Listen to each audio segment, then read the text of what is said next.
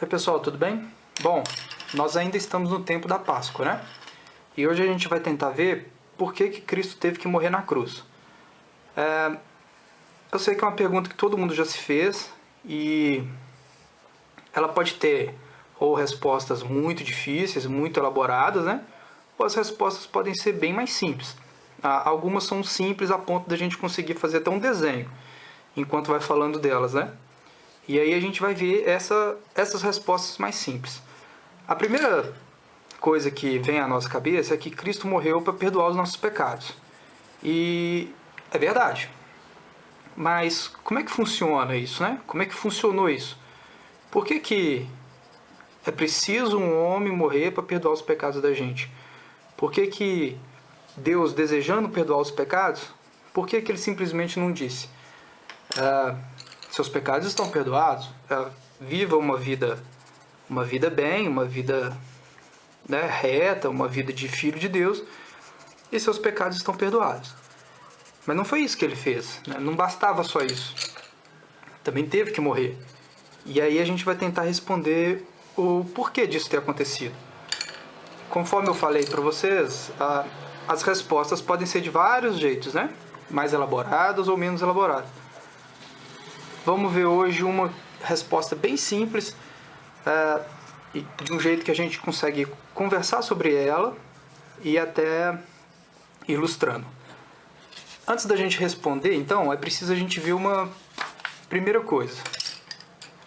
Nós funcionamos como que uma balança. Ou os nossos julgamentos são de justiça, ou a gente aplica misericórdia nas nossas decisões. Então, por exemplo, vamos supor que uma pessoa te deve algum dinheiro, certo? Na hora que você cobra essa pessoa, né, você vira e fala: meu amigo, me paga aquilo que você me deve. Você está fazendo justiça, você está cobrando. É justo você cobrar. Isso não é errado. Mas você pode virar e dizer assim: não, eu estou entendendo a sua situação, eu sei que você está apertado, esquece aquela dívida, não precisa de me acertar. Então o que você fez? Você usou de misericórdia com aquela pessoa, né? Ou a gente faz justiça ou a gente faz misericórdia. Parem para pensar, a gente não consegue fazer as duas coisas. O homem não consegue fazer essas duas coisas juntos, né? E não existe uma mais certa do que a outra. Fazer justiça não é mais certo que misericórdia, ou ao contrário. Cada decisão da nossa vida, cada etapa, a gente pode julgar de aplicar uma ou outra, sem problema nenhum. Mas não é assim que funciona com Deus. Deus é justo e misericordioso ao mesmo tempo, né? E aí a gente já tem uma dificuldade de entender como é que ele pode ser ao mesmo tempo justo e misericordioso. Um rei que é justo e misericordioso ao mesmo tempo. Na verdade, a gente não entende muitas coisas que Deus é, né? Por exemplo, para a gente tudo tem um início e um fim, certo? Essa câmera, esse papel, essa mesa, tudo isso teve um início e um fim. Inclusive eu tenho um início e um fim. Mas Deus não. Deus não tem um início e um fim, né? De onde Deus veio? Não, Deus não veio de lugar nenhum. Deus é. E às vezes é muito difícil para a gente entender, né? Como uma coisa não tem um início e fim. Mas é assim com Deus. E é assim mesmo com a questão da balança. Ele é justo e misericordioso ao mesmo tempo. Enquanto eu consigo fazer ou um ou outro, Deus é os dois ao mesmo tempo. Então, para a gente entender por que Cristo morreu, primeiro é preciso a gente entender isso. E agora vamos ver na história o que aconteceu. Os nossos primeiros pais, lá naquela história do Gênesis, né? Vocês lembram muito bem. Eles ofenderam a Deus, certo? Quando eles desrespeitaram aquela ordem de não comer o fruto e tudo mais. E o que acontece, gente? Se vocês pararem para pensar, o tamanho de um castigo ele pode ser medido com o tamanho do ofendido.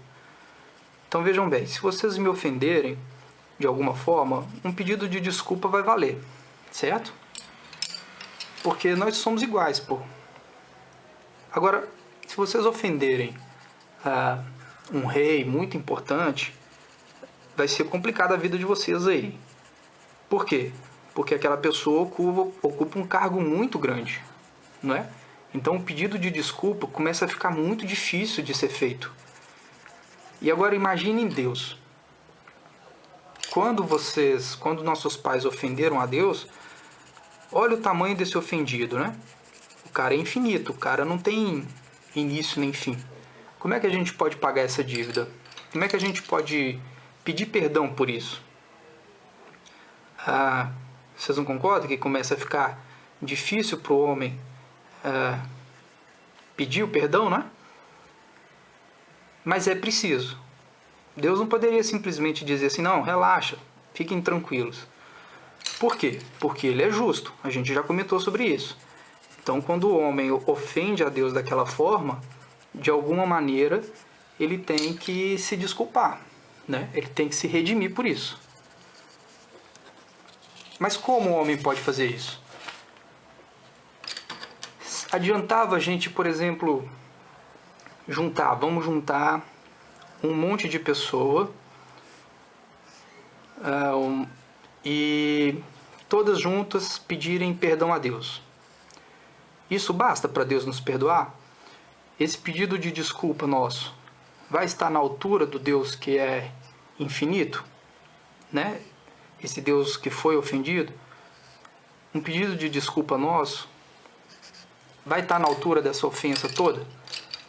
Não vai, né? Então a gente já começa a perceber que o homem vai ter muita dificuldade para pedir perdão por isso. Adianta a gente, vamos juntar aí um monte de gente e vamos oferecer a nossa vida a Deus pedindo perdão dos nossos pecados. Vai bastar? Não vai. Por quê? Porque o ofendido foi muito grande, né? Então o homem tem muita dificuldade, o ser humano tem muita dificuldade. Mesmo que juntem todos os homens do planeta para pedir perdão, todos os homens do planeta, está na altura desse Deus que foi ofendido? Não está, né? Então como é que os homens vão pagar? Começa a ficar preocupante. Mas é aí que vem a maravilha de Deus. Deus é justo e misericordioso, não é? Ou seja, a ofensa tem que ser paga. Mas ao mesmo tempo o homem não tem como pagar. Então é aí que entra a beleza do nosso encontro de hoje. Deus vendo que o homem não tem condição de pagar por essa ofensa, o que ele se faz? Deus se faz um de nós. O Verbo se faz carne, Deus entra na história do homem, habita no nosso meio e se faz um de nós. Essa é a raiz do nosso encontro de hoje, do nosso tema. E essa é a chave para a gente mudar de vida. Porque quando a gente começa a entender isso, que Jesus não era só um cara legal. Às vezes a gente trata Jesus como um cara legal, né? Só isso. É um bom professor, um bom amigo. Mas era muito mais do que isso, gente. Jesus era o próprio Deus, que se fez homem para pagar por esses pecados que a gente não conseguiria pagar. Então, essa é a ficha que tem que cair na nossa vida, né? E quando a gente começa a aceitar isso, por mais difícil que seja, como eu falei, né? Essa história é difícil da gente entender, Deus é difícil a gente entender, mas quando essa ficha cai, quando a gente deixa essa ficha cair, tudo começa a fazer sentido. A gente começa a ver como ele era maravilhoso. Por quê? Nossa falta tinha que ser paga, porque ele é justo. Mas a gente não tinha condição de pagar por ela. Então ele vai e faz esse sacrifício por nós. Porque agora existe um homem na altura de Deus, porque é o próprio Deus. Agora existe uma vida que vale a pena, uma vida que paga todas as ofensas que nós cometemos, porque essa vida está na altura de Deus, porque essa vida é o próprio Deus. Tá bom? Então deixa essa ficha cair na vida de vocês, quando vocês ouvirem falar de Jesus, ouvirem falar, não pensem só no homem maravilhoso que ele foi, mas pensem também em que é Deus que se fez homem e deu a vida por nós, para pagar os nossos pecados e fazer justiça e misericórdia conosco. Tá bom? Fiquem com Deus e até o próximo. Beijo. Tchau, tchau.